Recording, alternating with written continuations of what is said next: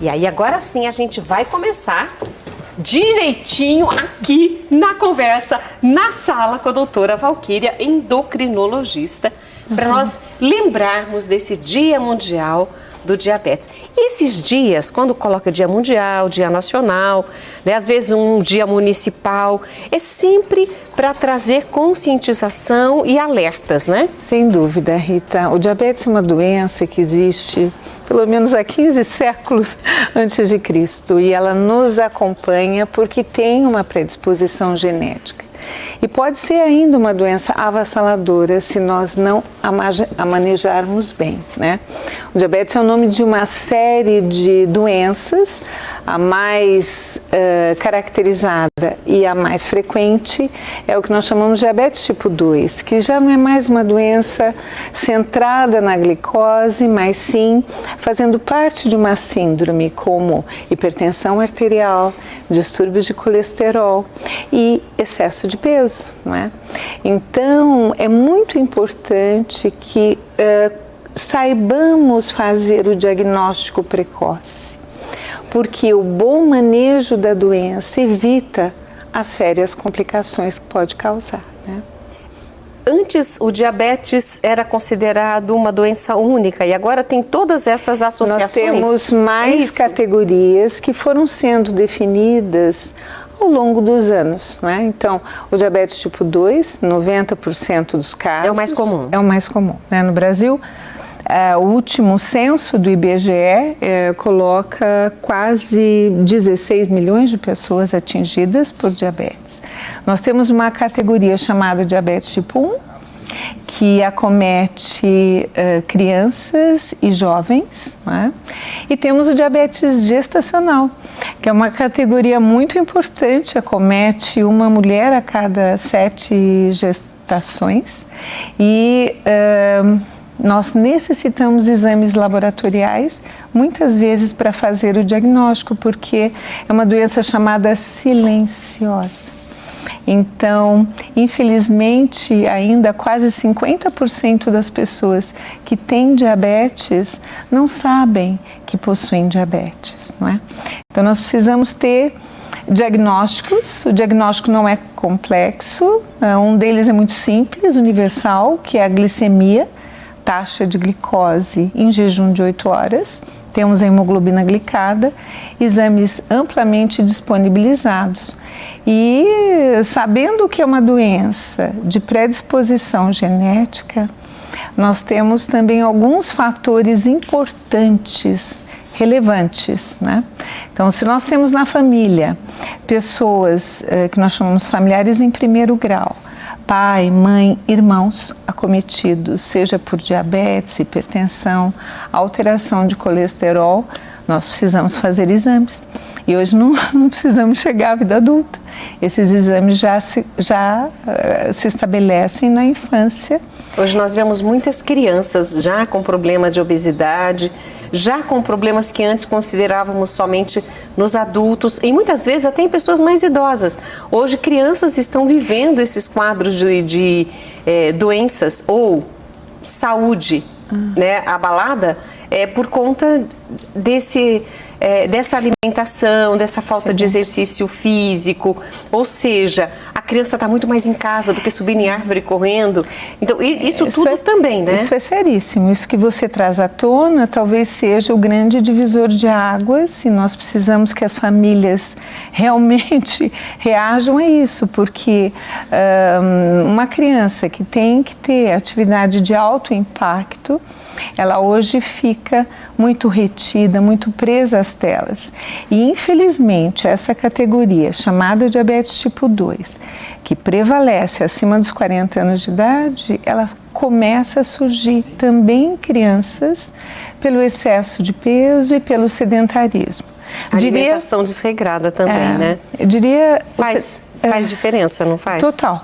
Eu diria o sedentarismo porque ele afeta pessoas que também têm peso adequado e que acham que está tudo bem, mas o sedentarismo por si só, ele é hoje reconhecido como uma doença, porque ele traz alterações metabólicas, traz excesso de gordura a nível do fígado. Então, nós precisamos realmente fazer mudanças de estilo de vida. Uma criança diagnosticada com o diabetes, seja do tipo 1 ou do tipo 2, ela vai levar isso para o resto da vida? Isso. O diabetes ainda não tem cura. Ele tem manejo, tem tratamento.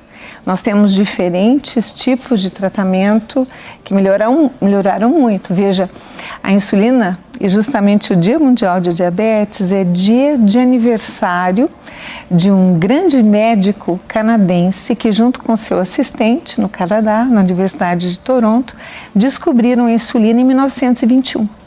Então, antes disso, nós realmente tínhamos muita dificuldade para as pessoas que necessitavam de insulina. Hoje, nós temos vários tratamentos, mas é o estilo de vida ainda que predomina. Então, não há tratamento que supere a nossa responsabilidade de mantermos uma vida, né, com uma alimentação correta, no sentido de termos, né, fibras, o que está faltando muito na mesa dos jovens. Menos carboidratos pobres. Isso, os carboidratos simples. Que simples, chamamos, né? Eu falo pobres, mas são simples. Os muito industrializados e, sobretudo, uma atividade física mínima que é necessária, né? Hoje a gente fala, foi até estudado também o grau de sedentarismo, que nós precisamos 30 minutos por dia, 5 vezes na semana, pelo menos, né? Pelo menos, ou seja, 150 minutos por semana, que não é muito. Não é muito, mas olha, eu tô na lista das pessoas que estão diminuindo esse tempo aí de atividade física. E aí a preocupação é minha e é preocupação sua também, porque o assunto que nós estamos falando aqui é muito sério. E é interessante também, aproveitando aqui a companhia da endocrinologista, a doutora Valquíria Volpini, para saber sobre os exames. A senhora citou alguns exames e eu acho interessante porque o glicemia, jejum de 8 horas, acho que é o mais comum, acho que a maioria dos médicos pedem e etc. Sem dúvida. O que vai indicar ao médico falando assim, olha, esse resultado precisa de atenção? Então, todo nível acima de 126 miligramas por decilitro, se repetido, já configura diabetes. Níveis entre 99 miligramas e 126 em jejum precisam ser reinvestigados. Nós temos esse exame chamado hemoglobina glicada. É um exame às vezes difícil para as pessoas entenderem, porque a glicose, ela também se fixa em algumas proteínas, como a hemoglobina que está no glóbulo vermelho. E é um exame simples, porque nós podemos detectar média de glicose pregressa elevada. Então, se esse exame estiver acima de 6,5%, nós detectamos diabetes. Se ele estiver entre 5,7% e 6,5%, pode ser uma intolerância parcial à glicose. Esse é um tema interessante porque o pré-diabetes... Eu ia perguntar, nossa, eu estava aqui na pontinha da língua. É muito comum as pessoas perguntarem, o pré-diabetes é uma fase do diabetes.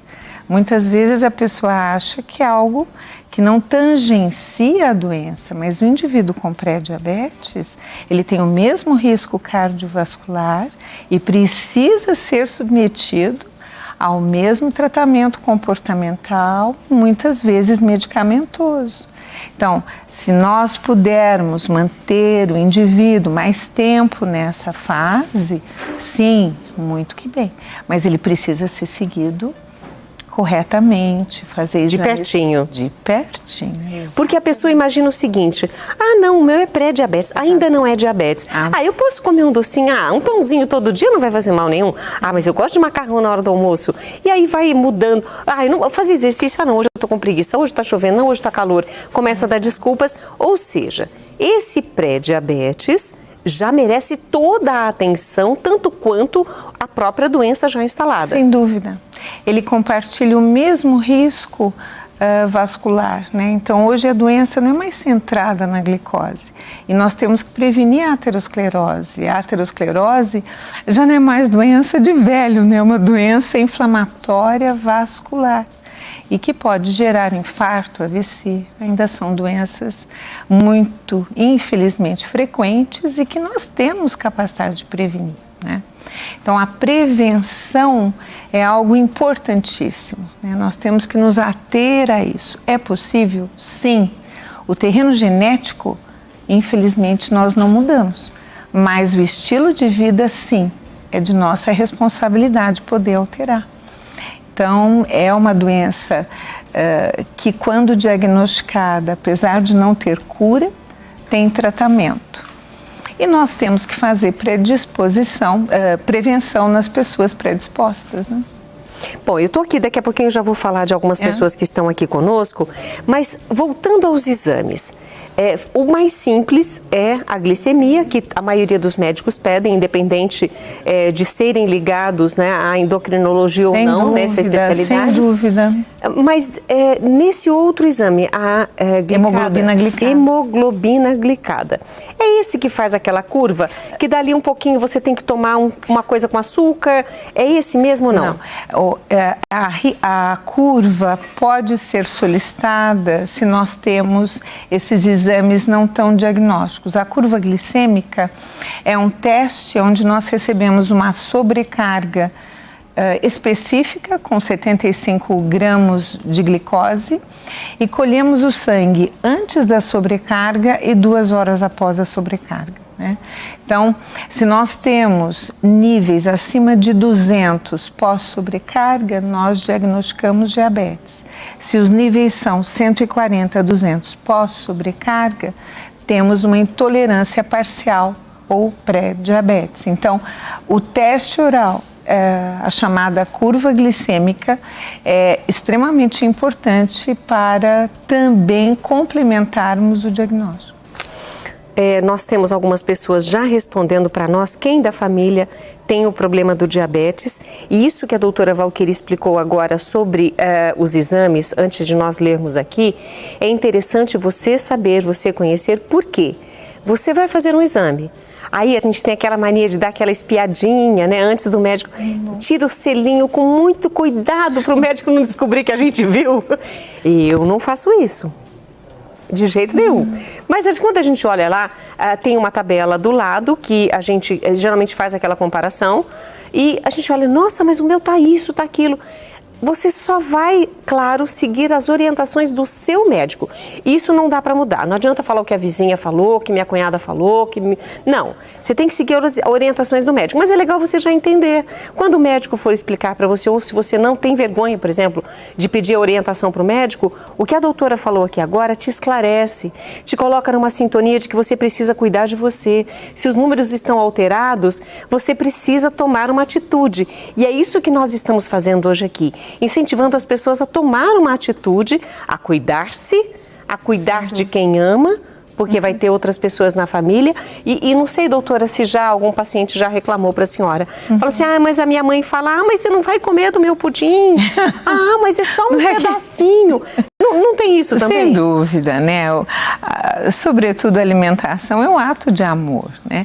Hoje a gente está numa era onde nós não temos mais proibição de nada, mas nós temos que fazer ponderação, né? Então, pudim, você deu um exemplo de um alimento que é rico em gordura. Então, se a gente vai fazer uma sobremesa que tem um conteúdo calórico maior, a gente tem que cuidar de termos no nosso prato quente, né, carnes magras, que tenhamos bastante fibra, isso é o que muito falta, né, vegetais, hortaliças, não é que nunca mais vai poder comer, né, nós trabalhamos quantidade e trabalhamos essa junção dentro da refeição mista, né.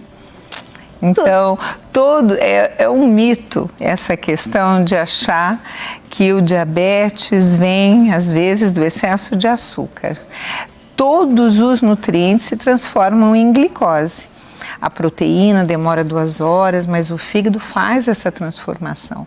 A gordura demora, às vezes, 3, 5 horas, mas o fígado faz a transformação, porque a glicose é como se fosse o nosso combustível. Nossa energia. Celular, exatamente.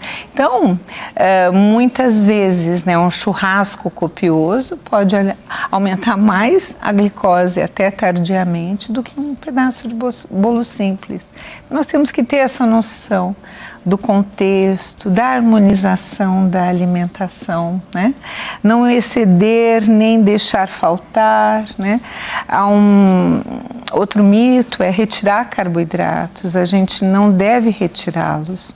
Nós podemos reduzi-los e mudá-los, né? Carboidratos mais complexos, usar mais integrais e continuar mantendo, porque muitas vezes ao omiti-los, nós aumentamos a proteína, aumentamos a gordura e isso vai resultar em aumento de gordura hepática também. Então é necessário por isso que é ter entender isso, doutora. Ter equilíbrio. E nós temos hoje, né, sabe que, Rita, o tema da campanha mundial é o acesso ao cuidado. Não é só acesso a tratamento, o cuidado também multiprofissional. Acesso ao nutricionista, ao psicólogo, porque um dos grandes problemas é aceitar uma doença crônica. Isso vale para todas, né? Não só diabetes, vale para hipertensão arterial. E é muito comum que as pessoas, como não sentem nada, não façam aderência. O chamada aderência é tomar a medicação. Então nós temos que saber. Então as pessoas não podem se constranger de perguntar exatamente, né, para que serve tal medicamento, qual o melhor horário. E os profissionais de saúde têm que explicar. Então, muitas vezes a pessoa sai de uma consulta sem entender a prescrição, né? Então, nós precisamos trabalhar, se chama letramento em saúde isso, e a equipe de enfermagem é habilitada para fazer isso, né? Então, acesso, como você falou, ao conhecimento. O conhecimento promove mudanças, não é mesmo? Então, nós precisaríamos ter essa noção e a educação em doença crônica é fundamental. Dialogar, conversar com o médico escutar o paciente, né? Muitas vezes isso não é questionável. E a gente não vai entrar no mérito da questão, mas é questionável. Exato. E eu acho que a senhora, com essa calma, com esse carinho todo, com certeza convence facilmente seus pacientes a seguir à risca as suas regras, porque são regras de saúde. A gente trabalha com famílias, né? O meu objeto maior de estudo foi o diabetes 1 durante muito tempo, né? Então eu acompanho crianças que hoje são pais, são mães, né? E é uma doença que requer um atendimento familiar, né? Onde todos na família possam compartilhar os hábitos alimentares, os hábitos de atividade física, não é?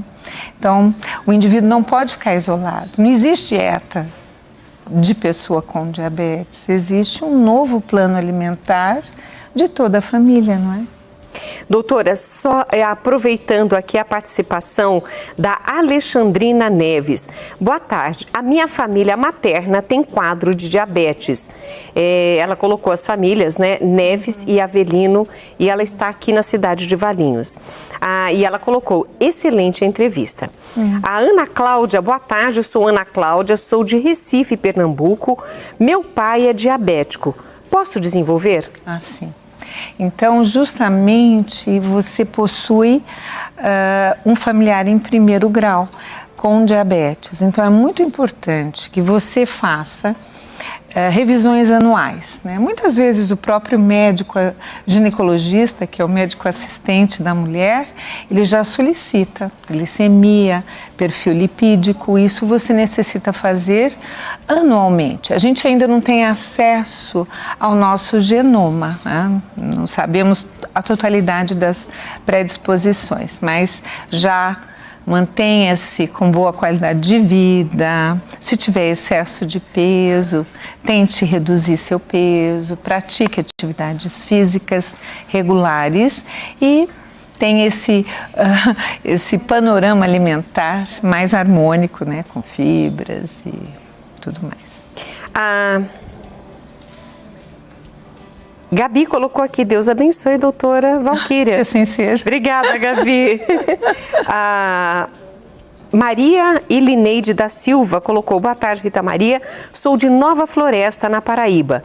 Minha sogra e meu sogro são diabéticos. Bom, aí já não tem laços sanguíneos, mas... Os filhos, sim. Os filhos, sim. Então, se ela tiver filhos, com certeza é importante que isso seja investigado. E ela, como mãe, né, e sabe que durante muito tempo, né, a mulher, ela foi um foco da saúde, porque são as mulheres que mais se cuidam, Rita, as mulheres que levam o marido ao médico, levam os filhos ao médico, e acaba sendo um componente muito importante na melhoria da qualidade de vida da família. Então, ela pode sim muito auxiliar. O fato, então, do sogro e da sogra, os dois serem diabéticos, os filhos requerem atenção. Atenção, sem dúvida. Perfeito. Bom, eu vou agradecer por enquanto. Nós já disponibilizamos o seu contato, doutora. Muito obrigada por estar conosco. Eu poderia fazer um recado final? Mas é claro, olha, fazer um fechamento, um alerta. Não, nós vamos fazer a campanha do Dia Mundial de Diabetes em Campinas no último domingo de novembro, será dia 26. Então eu convido vocês todos, levem suas famílias, será no Portão 1 da Lagoa. E a equipe de saúde que vai estar lá vai ser ótima, né? Então nós da Qualiclínica, mais a Clínica da Vita, do Rim, que é a apoiadora master. Então nós teremos ali uma equipe de enfermagem muito grande, nutricionistas, professor de educação física, psicólogo. Haverá muitos médicos e residentes de endocrinologia. Então, que legal. Além da monitorização de glicose, nós teremos os nefrologistas, que vão poder estar falando muito sobre rim e diabetes, oftalmologistas falando sobre retina e diabetes. Então, é um momento onde a população poderá estar muito pertinho de nós, tirar dúvidas, levem a família toda, nós vamos fazer o rastreamento da glicemia capilar. É um teste simples e muito importante. Então, dia 26, no Portão 1 da Lagoa do Taquaral. Entre 8 e meio-dia. Entre 8 e meio-dia. Isso aí. Recado dado. Obrigada. E é importante que você memorize, porque você pode ir com a sua família toda. Né? Se de repente, como aconteceu da Paraíba, da Maria, os sogros são diabéticos e os filhos, né? Ou seja, os netos. Como é que... Então, é importante que você e sua família, e não precisa necessariamente ser de Campinas, tá? Se você deixar esse dia para você fazer uma visita à Lagoa do Taquaral, deixe para o dia 26, aproveite falar com a família para aproveitar esse momento de saúde, de conhecimento e de tirar dúvidas também, porque vai ter uma equipe médica lá especializada para ajudar você. Doutora Valquíria Volpini, obrigada por estar conosco. Eu que agradeço. Uma delícia a nossa conversa. Agradeço muito a possibilidade de falar. Isso que atinja realmente as pessoas, é um sinal de alerta nesse dia tão importante para o mundo todo, né? E eu gostaria de abordar outros temas dentro da sua especialidade que eu acho importante para pais. Na hora do intervalo eu falo com a senhora e na possibilidade uma outra data para a senhora estar conosco. Muito grata. Ai, que delícia. Obrigada. Gente, que delícia. Conversamos com a endocrinologista doutora Valquíria Volpini e com certeza em breve estará conosco trazendo mais conhecimento dentro da área dela para o nosso bem e para a nossa saúde.